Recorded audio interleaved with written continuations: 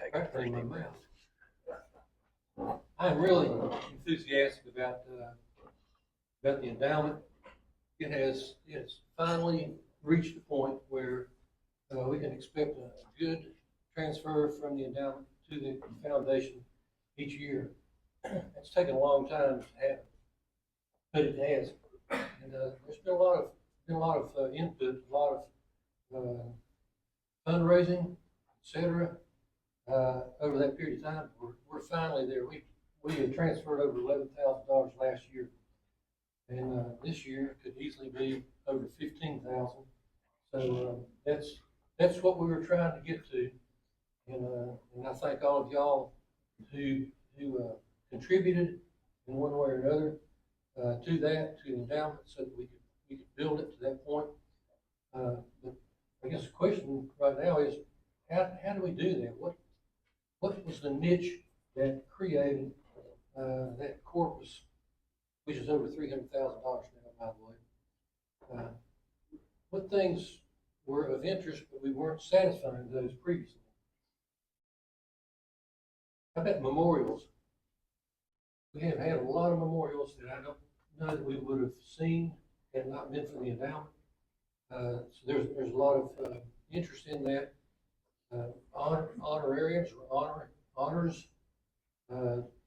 For a lot of different reasons, we've seen money come in that we did not believe would have come in otherwise. So that has. Oh yeah, one other thing. Some of the businesses that exist and have given us, like ECU, $25,000 last year. We've had members die in the past that they were memorialized by their families. I'm not sure that would have happened otherwise. So we don't think that there's a lot of washover from our current fundraising. We've never asked for that. So that's been very satisfying for us and for you all, because you're benefiting from it. Let's see here. I think that's all I was going to say. Jeff's got the numbers. He's a numbers guy. So I'll let him take over here. Thank you, Dave. And the timing of this wasn't necessarily planned this way, but I'm pleased to report that yesterday's closing value was the highest the endowment fund has ever been. It was $341,171. So,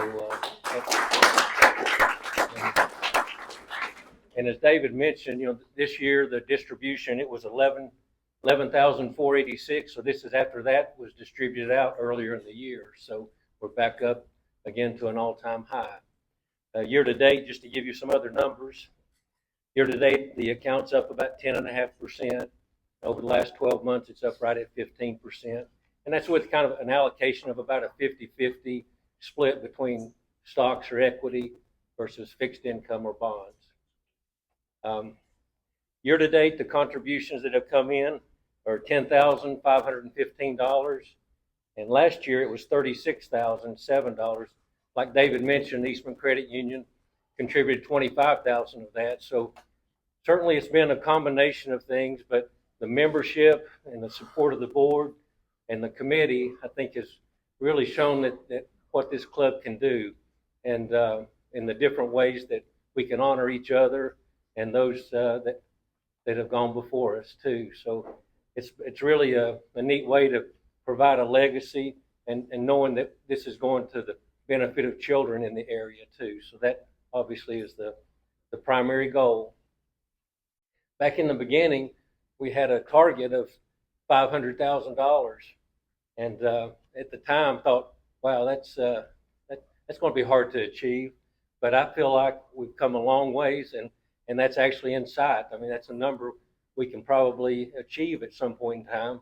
And with the distribution calculation, that could generate, even potentially $25,000 a year that would be going to supplement our other fundraisers. So what a really special thing that would be.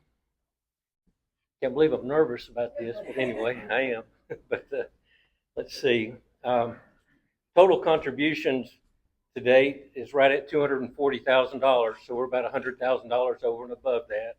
And the distributions or transfers that come out of the earnings and the accumulated gains, in the value of the fund. So that $240,000 is what's been contributed. Let's see. Wanted to, as Dave mentioned, talking about there might be other ways that we haven't thought about. And so if any of the membership has ideas on how we might raise funds to contribute to the endowment, we certainly, as a committee, are open to that and would welcome any ideas you might have. Just a few other ideas from a contribution or tax standpoint. Most of you are probably aware of this, but if there's anybody in here over age 73, I'm not sure if you're, but anyway, that those individuals have required minimum distributions that have to come out of their retirement accounts. And so any contributions to qualified charities, which the endowment is one of those, and the foundation, then that goes toward that. So that's something to keep in mind. And even for those between 70 and a half and 73, even though you don't have a required minimum distribution, you can still make direct contributions out of an IRA and not have any tax impact. Certain guidelines you have to follow, but just some ideas to think about. And actually for this year, I'm giving you more detail than you want probably, but if you're under 70 and a half and you're not able to itemize your deductions, you have, for single filers, can give up to $1,000 and still get a tax benefit for that. And then married filing jointly is $2,000. So just want to kind of share that with you. And again, we appreciate the support that the club has provided to us and look forward to watching it continue to grow.